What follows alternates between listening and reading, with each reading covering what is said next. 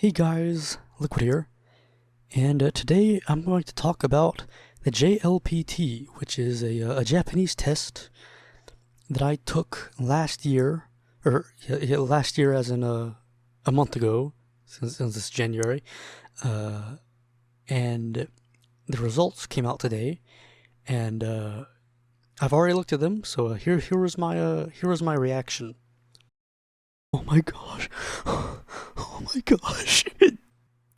So I had a little bit of an emotional reaction there because I thought that I was going to have completely failed, honestly. And I ended up passing.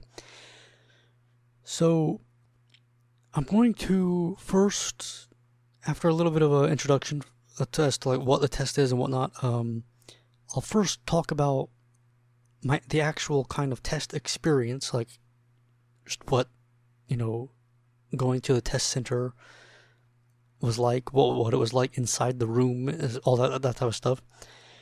Then I'll talk about the actual test itself and the individual sections and how I felt I did.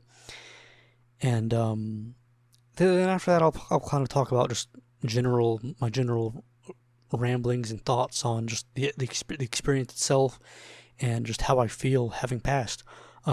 It's kind of funny because I'd kind of been rehearsing this video in my mind before I actually knew the results, and in my mind, I was rehearsing it, like I was preparing what I wanted to say as if I had failed. But now that I've actually passed, in a way, I don't really know what, I'm not as prepared for what I want to say.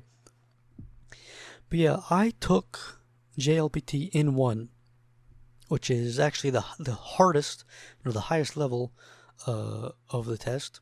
There's five total levels, and they're all called in, and then the number, so in 5, and 4, and 3, and 2, and 1.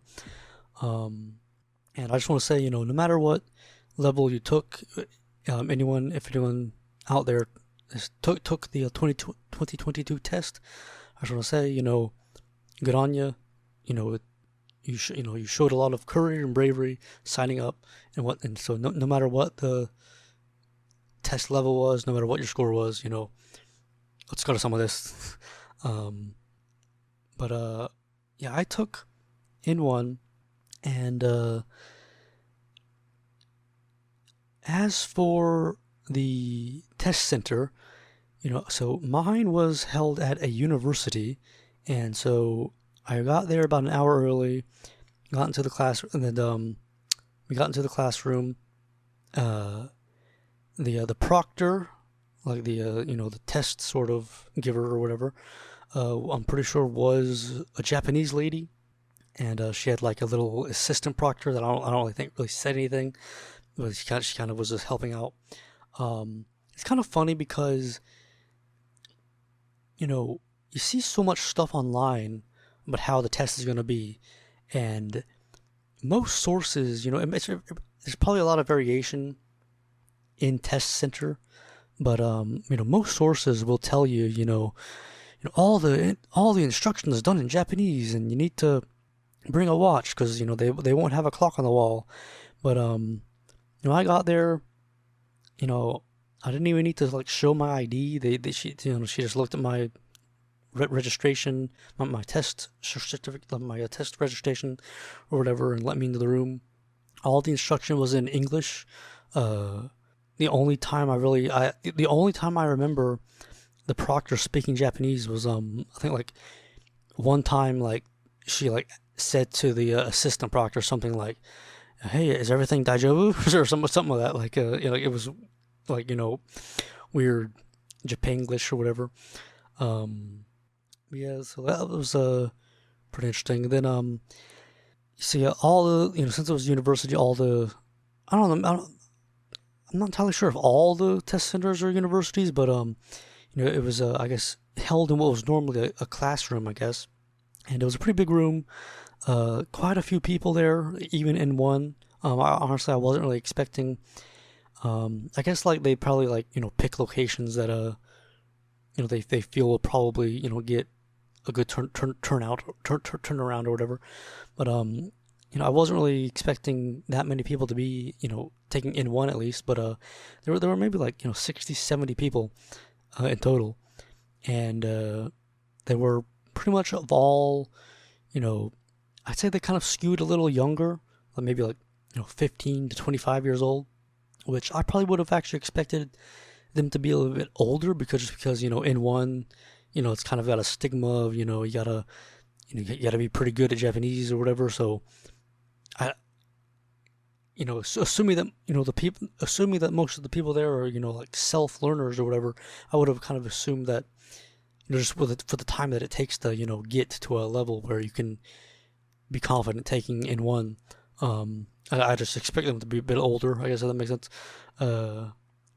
Yeah, like men and women of all ages.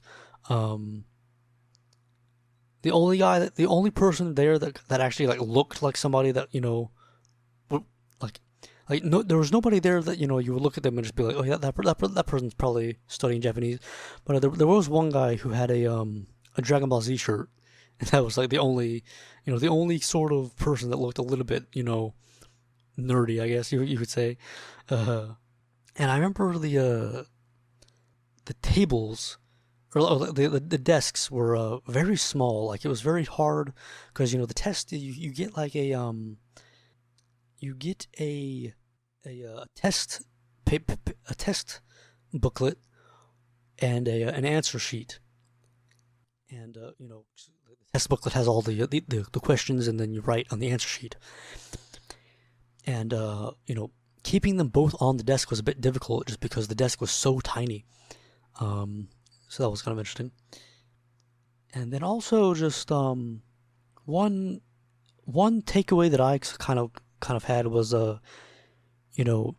I sometimes like leaving, like when I was leaving the test center or whatnot, I could sometimes hear some people actually speaking Japanese like in the corner of my ear, or like I'm not really sure what would you say that in English, like out of earshot or whatever, and or like I remember like somebody, like I imagine it's probably like the test takers talking amongst themselves or something, like trying to practice, or maybe also and I also remember some guy asking the proctor something in Japanese, I think. But for me, as somebody who is generally kind of self studies and whatnot, and does not live in an area that it really has much of a Japanese population, I've really never, like very seldom have I ever actually heard Japanese being spoken in real life. The only other time I can think of was I went to an anime convention in 2021, and like there was like a panel, there was like an interview with some like musician or whatever, and like there was like an interpreter. They were like speaking Japanese to each other. But this was like actually hearing people in real life speaking Japanese. Like it was just like one of these weird feelings of like I was suddenly reminded that Japanese is a real language that really exists in the real world, that people really speak. Because obviously, I'm aware of that. Like I've never doubted that fact, but like from my point of view, like as somebody that doesn't ever interact with the Japanese language in real life, it's easy to just kind of like subconsciously think of Japanese as just being like this code, this weird code that shows up in anime. But like so seeing people actually, or hearing people actually speak it, was kind of cool. And then as for the test itself, so let's just go over my score one by one. So the first section was language knowledge, which encompasses vocabulary and grammar. And this was the section that I felt the most comfortable with. Like I came away from the test pretty much thinking, I probably got a pretty good score. And if I do say so myself, it is a kind of decent score, 51 out of 60. Not perfect, but like I say it's personally kind of decent. You know, when I was preparing, you know, in case of in the event that I had failed, you know, I probably would have talked about how you know, I remember looking up on like Twitter, you know, after the test happened, I looked up, you know, people's thoughts, and a lot of people were talking about how, you know, oh man, that N1 vocabulary was so hard, man. Those words were so obscure. And personally, you know, as somebody that, you know, I came away from the vocab section, you know, pretty confident. And so, you know, in the event that I had failed, you know, my language knowledge score would have been, you know, some sort of solace, you know, some sort of comfort, you know, that I, hey, you know, there's at least one thing to be proud of. But yeah, going in, this was probably, you know, like coming out of it, this was the score I was most confident in, and personally just is kind of probably, you know, my strongest area. You know, I generally, you know, I generally do feel like I am just, you know, pretty decent at, you know, reading random words or random kanji or whatever. And for I can't really remember many specific questions that came up on the test itself, but one that I do remember was there was this word. I'll show it on the screen, which was it was like, you know, how do you read this word? And the answer is nyojitsu, which I think many people will probably get psyched out and guess jojitsu, because that first kanji, you know, it can be read jo or nyo, and I also at first was leaning towards jojitsu, and I think I probably answered jojitsu at first, but then like when I was reviewing my answers later on, I came back and like changed it to nyojitsu, which was like my gut feeling. Yeah, like the nyo reading doesn't come up in too many words, but off the top of my head, there's in Dragon Ball, Goku's his power pole in Japanese is the nyoibo. Like it's literally like, I guess the, you know, the nyoi, I think, is like, well, I don't know how would you translate that, like like has a mind of its own, like like the or something like that, like it's yeah. Yeah, nyoi, going according to one's wishes. You know, like it's like, you know, the basically, you know, the stick that does what I want it to, basically. And I feel like maybe I might be confusing it with some other. I might be confusing it with like how, but I might be basically what I'm trying to say is I have a feeling that the Nyote reading is kind of used in a lot of like Buddhist related words, but I think I might be confusing. It might just be thinking of you know, there's the kanji ware, you know, meaning I or ego, and it also has the onyomi ga, and the ga reading also shows up in a lot of like Buddhist related words, and I for some reason I might just be confusing up like the vibes of nyo and the vibes of ga or something for some reason. Yeah, that was the vocab and grammar. And also for vocab and grammar, you see that I got an A in both. I think that means that I got over 67%. I believe if it's like below that, it's like it's like 33%. Like every 33%, like the letter changes. So like if it was in between 33 and 67, that would be like a B, and if it was below 33, that would be a C or something like that, I think. For the actual grammar questions, I don't really remember that many. I don't really remember any individual questions, but you know, the questions that they have where it's like you have like, it's almost like a fill in the blank type thing where you have to like guess what word would go in like what place of it, or like what place in a sentence the word would go. I can't really remember the format off the top of my head, but normally those are kind of tricky, because they're not always that intuitive. But I actually think I felt pretty confident with those. But that's language knowledge. Let's talk about reading. Reading, honestly, going in like coming out of it, I was uncertain. I felt somewhat confident, but a lot of the questions came down to just picking between one or two answers that seemed like they could be viable. But it did seem to turn out for me in the end. Basically, the reading section is you read about like a passage. You read a bunch of passages and the answer based on that, like answer questions about the text.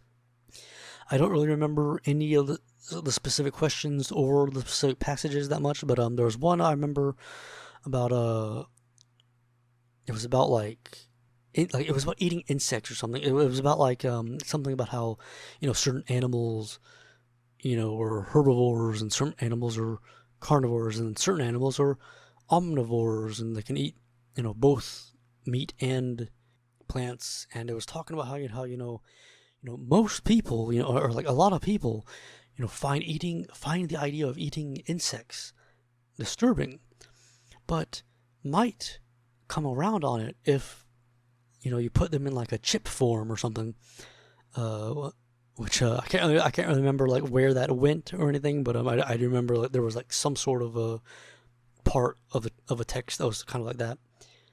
And I also remember I think the last reading questions were like it was like a job application type thing. It was like a not a job application, but like an advertisement type thing, like who fits like a you must fit these requirements, and then like there was like a table of a bunch of different people and like who fits these requirements or whatever. And also, had I failed it, I was going to talk about how according to what I saw, like people's reactions on like Twitter and whatnot, a lot of people apparently didn't even finish the reading on N1,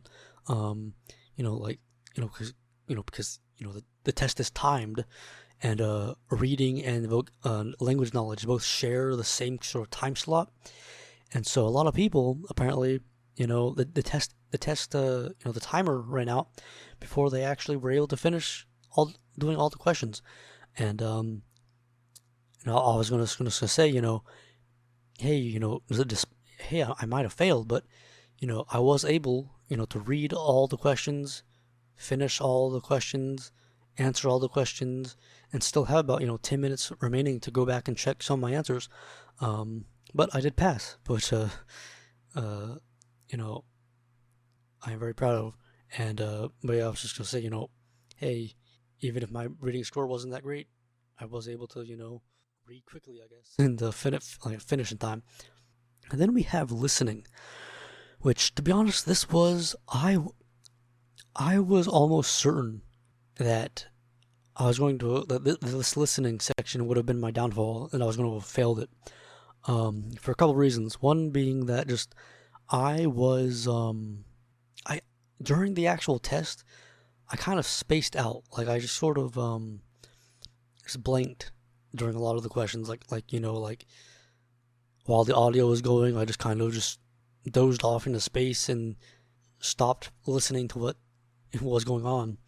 Like there's one question I'm pretty sure specifically I got wrong that was like it was like basically the gist of it was like you had like we're gonna play some audio and you have to select the correct response, and the audio was like without your help we would not have succeeded, and I basically spaced out for like the first half of that sentence, so I basically just interpreted it, like understood it as we were not able to succeed, and basically guessed according to that.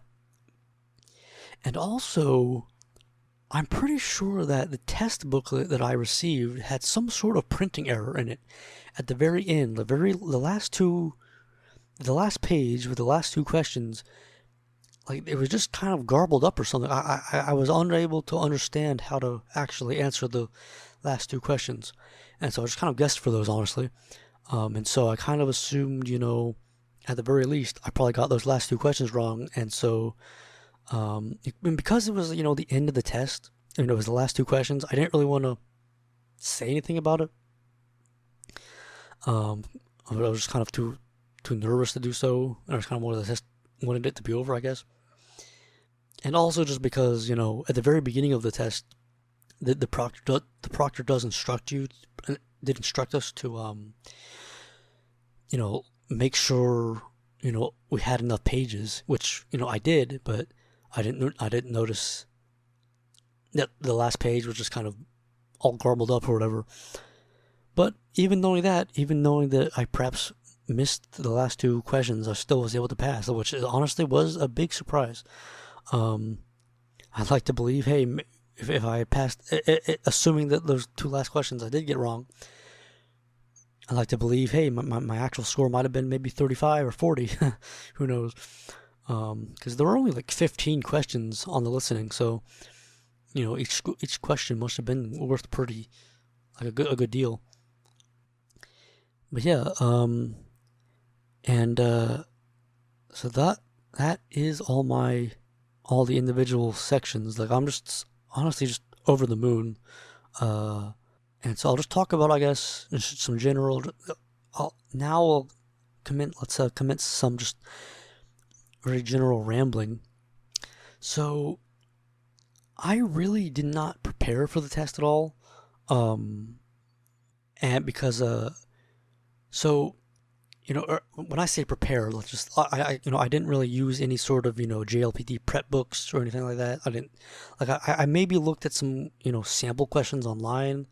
But other than that, I didn't really, do some. I gotta do some hardcore study for the JLPT. I didn't really do any of that. And also just kind of in the preceding,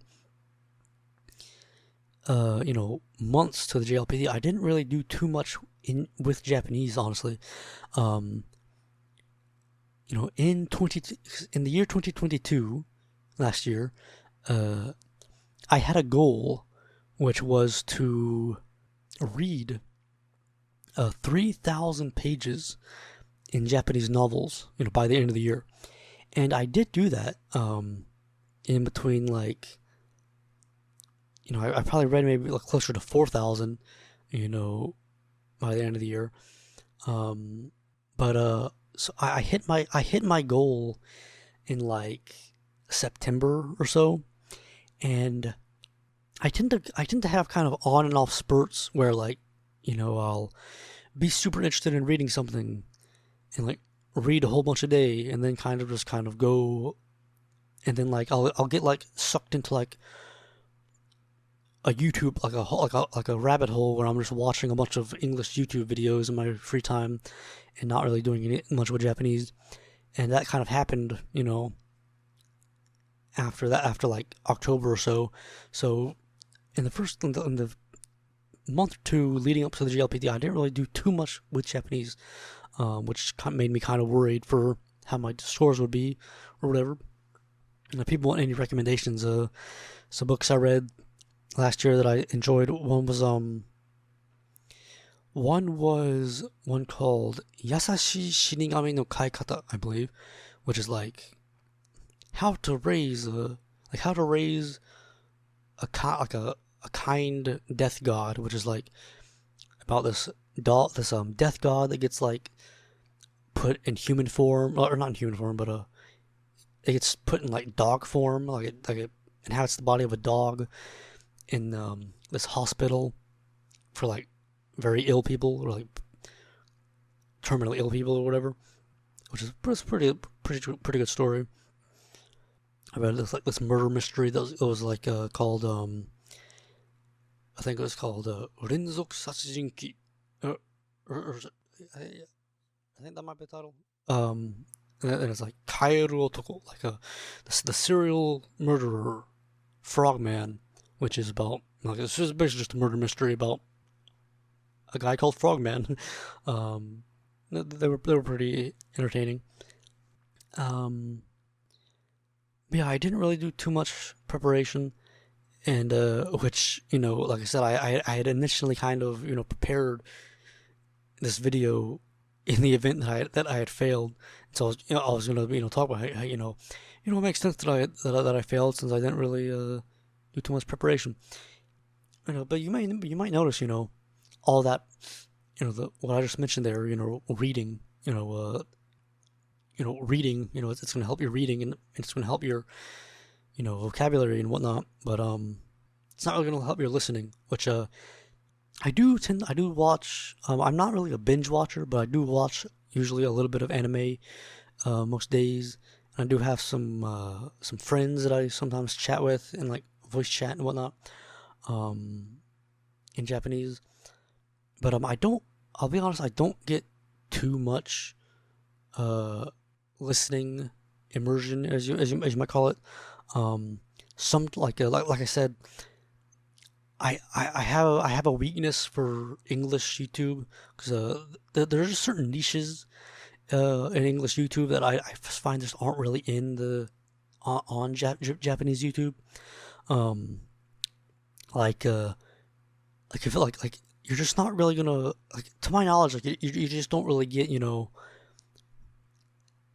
Japanese YouTubers that are making that make like 20-hour Skyrim retrospective, which stuff like that is just like, I don't know, just kind of I just love like long, like not like the 20-hour stuff, but like I do just really enjoy just finding some hour-long analysis video of like some random game or something and using it as like a podcast. But I do every now and then go and I have been sneaking in some random Japanese podcasts into my listening repertoire every now and then.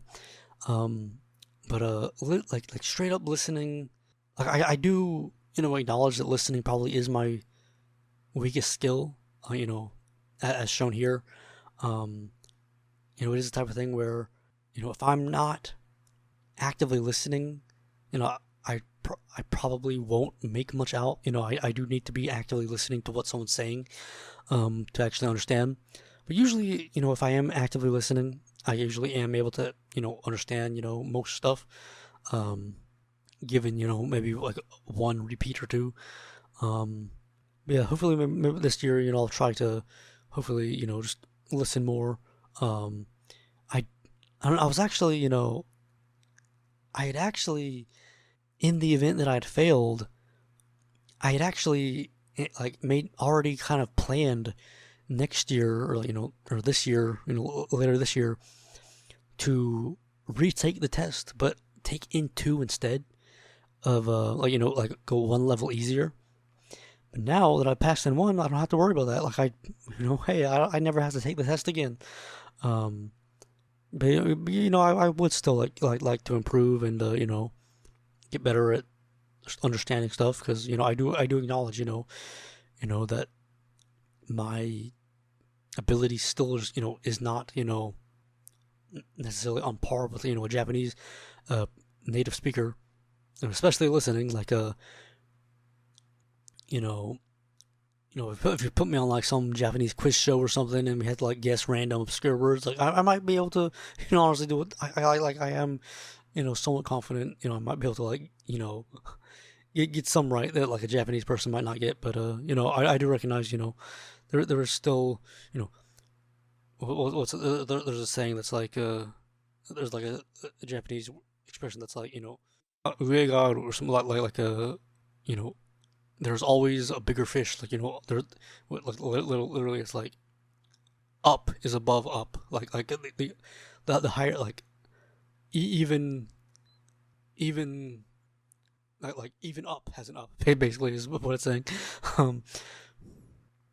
And but yeah, like I went into the test honestly kind of one thing I wanted to talk about the listening, probably the biggest thing that I was nervous about going into it was the listening section, but not necessarily because I was afraid I wasn't going to be able to understand anything, or that my listening wasn't good enough.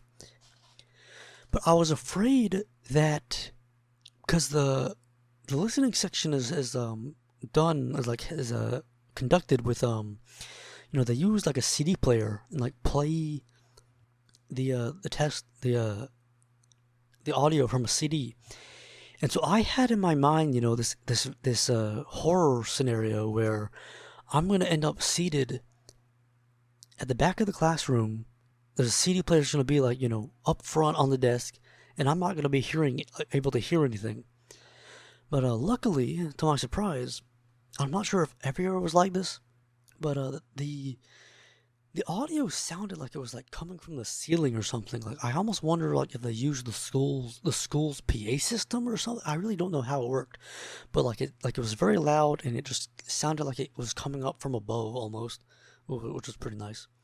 But other than that, I'll be honest, I did go into this pretty confident. I was nervous, but I considered it. I don't want this statement to be, misunderstood. I was nervous, I'm not going to say I was, walked in there, super, oh yeah, I'm going to pass this test for certain. I understood, I understood that I did have to, try my best. But, when I walked in there, in the days prior to the test, I did honestly considered it. I considered it within the realm of possibility that I could perhaps get a perfect score. Because, like I said, these are kind of like bullet points that I wanted to talk about, and I had originally kind of planned to talk about them in light of failing. So it might be a bit weird talking about it in light of passing instead. But I just kind of, cause there's a lot of, rhetoric, because I kind of go around, in general, I ascribe to, if people aren't aware, there's a blog, called AJAT, AJATT, which is all Japanese all the time. It's a blog, originally it was a blog, but it has since, kind of become this kind of all-encompassing cinematic universe that it's kind of like a community of people that, believe in the blog and a method, the method that the blog talks about. But, it's basically, the mindset, it's like this blog that basically talks about this mindset of just, the best way to, really get better at a language, in, Japanese in this case, is really to just, get massive amounts of input, that is, reading and listening. And because of this thing called the input hypothesis by a guy called Stephen Krashen, the idea is, if you just get a whole bunch of input, eventually your brain will kind of just automatically, do its own thing and learn the language for you. All you need to do is just, listen and read, ideally, and slowly but surely, the amount of stuff that you can understand, because, it's getting input, especially that's comprehensible, will eventually lead to late language gains. And, there's a whole bunch of, science and stuff written on this. So comprehensible input could mean pointing at, somebody points at an apple and says, hey, give me that apple, or something. That could be, even if you don't know the word apple, that's a moment that could be considered a comprehensible input moment. But my point is, someone who kind of ascribes to that kind of philosophy of, I don't really, I did use textbooks, early on, but generally these days I'm just trying, kind of just trying to listen and read, basically. There's a lot of kind of rhetoric that goes into, the kind of AJAT community that talks about how, the JLPT is ultimately a very small, drop in, the big ocean that is Japanese. So if you just kind of learn Japanese, like, you don't need to, instead of studying for the test itself, just study Japanese, and eventually you'll just naturally become able to pass the JLPT. And because of that, I was decently confident that I could at the very least at the very minimum pass. And also, a few years ago, I took an online test that you can take, at home. It was a test called the JCAT, which sadly you cannot take anymore. Like, they kind of canceled it, like made it like a paid thing or something for like students. And when I took that, I got I think a 300 out of 400, which is considered N1 level, which, assuming, that's an accurate score, logically, assuming that my skills, my Japanese skills haven't, just completely, degenerated, if I was able to pass the JCAT, I should have been able to pass N1, which luckily I was. And some other things I had planned to talk about in the event that I'd failed. One thing that I was kind of nervous about, right? Because if I had failed, because the thing is, there is kind of, I don't know how I want to word this, but imagine, some people might relate to this, and like, not necessarily, I think, when it comes to like language learning, or just when it comes to like trying to build a skill in general, anyone who kind of like focuses on trying to, build up some sort of skill, there are some people who maybe have a tendency to conflate their ability in that skill with their value as a human being almost. And so that was kind of one of the things I was worried about, like, when, like, I was kind of worried of like failing and then having some kind of crisis where, like, I have to, like, kind of, my entire, value as a person is being put into question, which honestly, I know that's kind of a silly way to think. I know that's not a very healthy way to think, but that is kind of something like a kind of a mindset that has, crossed my mind before, and so it is very, honestly, just very validating to have passed, honestly.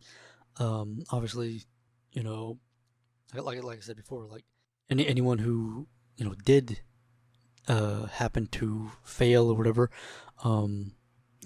still, because you were able to, you did put your all into it. You made the decision to, take this this strange, mysterious test in this mysterious language or whatever, and you should deserve a pat on the back, even if you failed. You're don't be too hard on yourself. But for me personally, one just really nice takeaway is that now it's like, 'cause I kind of suffer from something called impostor syndrome, where I'm always kind of because a lot of, friends and family kind of know me as, being good at Japanese. And I'm always kind of, doubting my own Japanese level, where, to the point where, when I'm reading something, like if I read a book, or like if I read, like, like a sentence in Japanese, there's always kind of a feeling that's almost, there's like a voice in my head kind of wondering, am I actually understanding this, or am I guessing? Like, do I really know Japanese? Like, is this just all in my head? Have I just somehow managed to convince people that I'm actually just good, but I'm actually not good? Or like, when people ask me, hey man, like when people find out I study Japanese, and they're like, oh man, how good are you? I'm always kind of very wishy-washy. I don't even to this day, I don't like the word fluent. I find that the word fluent means a lot of different things to different people, and so I tend to avoid it. And because I never actually taken the JLPT, I could never really give a definitive answer. But now that I've actually taken the JLPT, I can actually say, yeah, I'm in one. I'm in one. That's that. How good is my Japanese? In one. I can actually officially say that. And also with the imposter syndrome, I have here's actual objective, an objective certificate. That hey, I actually managed to do good in Japanese. Which is just warms my heart. Which is a great feeling. Yeah. Because I'm debating whether I want to kind of wrap it up or just keep rambling. But I was just gonna say something how because for friends and family that don't actually know any Japanese, it can be kind of difficult. For them to kind of, I guess, understand, because when you don't know a language, any sort of, sign of somebody seeming to understand or speak it to any degree makes that person come off as God in that language. If you and so it can be difficult, for friends and family to kind of understand, how. What am I trying to say? Because I told my family, that I was kind of worried that I probably failed, and they were like, "Well, how could you have failed? You're always reading Japanese books and stuff. How could that happen?" Because it just kind of makes sense, I do remember having this thought, early in my studies. I remember thinking, that the entirety of the Japanese language was confined within one episode of anime. So that if you could, in theory, understand everything in one episode of anime, you can understand the entirety of the Japanese language. So I remember thinking, hey, if you can watch an episode of an anime in Japanese, hey, you know Japanese, you're God. Which obviously it's a little bit more complicated than that, but I'm not sure where I'm going with this. But yeah, I just wanted to talk about the JLPT. Hopefully, and I'm honestly over the moon that I was able to pass. It's not the greatest score, but I'm so happy. I was literally when I read my score, I was literally shaking with excitement. It was amazing. Yeah, I just wanted to ramble about that, folks. Hopefully you guys enjoyed. Till next time, liquid out.